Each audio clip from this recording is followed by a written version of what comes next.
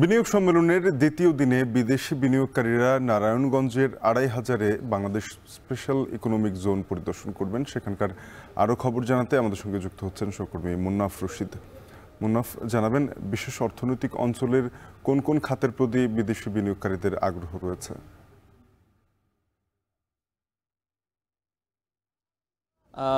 শাফিন, মূলত গতকালকে শুরু হয়েছে বিনিয়োগ সম্মেলন, আজকে দ্বিতীয় দিন। গতকাল আমরা দেখেছিলাম চট্টগ্রামে 2টি স্পেশাল ইকোনমিক জোন তারা পরিদর্শন করেছে। 60 জনের বিদেশি প্রতিনিধি দল ছিল, বিনিয়োগকারী প্রতিনিধি দল ছিল। আজকে নারায়ণগঞ্জের এই যে বাংলাদেশ স্পেশাল ইকোনমিক জোন বা এটি আরও একটি নামে পরিচিত জাপানিজ ইকোনমিক জোন।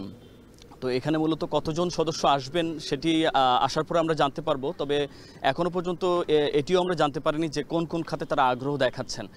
তবে বিডা এবং বেজার পক্ষ থেকে যে বিষয়গুলো তাদের সামনে তুলে ধরা হচ্ছে যে এতদিন ধরে যে বাংলাদেশে বিনিয়োগের যে দৃষ্টিভঙ্গি ছিল সেই দৃষ্টিভঙ্গি পরিবর্তন করানোর জন্যে বাংলাদেশ যে এখন বিনিয়োগের একটি সম্ভাবনাময় একটি দেশ এবং এখানে অবকাঠামোগত বিদ্যুৎ, গ্যাস এই সেবাগুলো খুব নিরবচ্ছিন্ন সেবা দেওয়ার মতো পরিস্থিতি এখন বাংলাদেশে রয়েছে, সেই বিষয়গুলো তুলে ধরা হচ্ছে এবং বিনিয়োগ করার জন্যে বিদেশি বিনিয়োগ আনার জন্যে তাদেরকে এই ইকোনমিক জোনগুলো পরিদর্শন করানো হচ্ছে এবং তারা কিন্তু বেশ আগ্রহ দেখিয়েছেন। গতকালও আমরা যেটি দেখেছি যে তারা কিন্তু বেশ আগ্রহ দেখিয়েছেন এবং বেশ কিছু বিষয়ে তাদের যেমন প্রশ্ন অনেক দিন ধরেই ছিল, বিদ্যুৎ, গ্যাস এগুলো কিন্তু খুব নিরবচ্ছিন্ন পেত না, সেই জায়গাটি এখন কিন্তু তারা অনেকটা সন্তুষ্ট হয়েছে।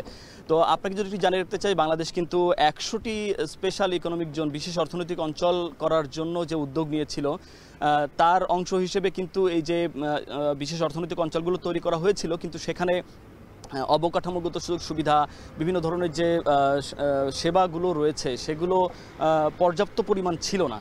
ফলে কিন্তু এখন পর্যন্ত এই 25 সাল নাগাদ এখনও কিন্তু খুব বেশি বিনিয়োগ টানা যায়নি। বিদেশি বিনিয়োগকারীরা কিন্তু এখানে বড় ধরনের কোনো ফ্যাক্টরি, কারখানা স্থাপন করেনি।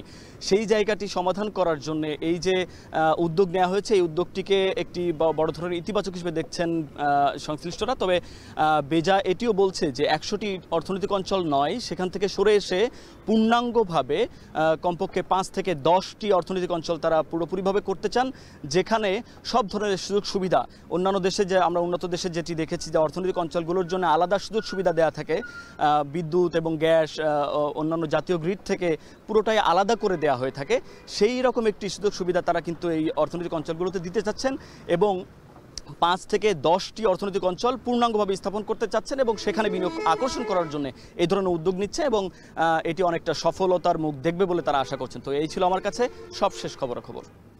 সহকর্মী মুন্নাফ রশিদ নারায়ণগঞ্জের ২৫০০ থেকে যুক্ত হয়ে জানাচ্ছিলেন আজ বিনিয়োগ সম্মেলনের অংশ হিসেবে বিদেশি বিনিয়োগকারীদের ২৫০০-এর স্পেশাল ইকোনমিক জোন পরিদর্শনের কথা রয়েছে।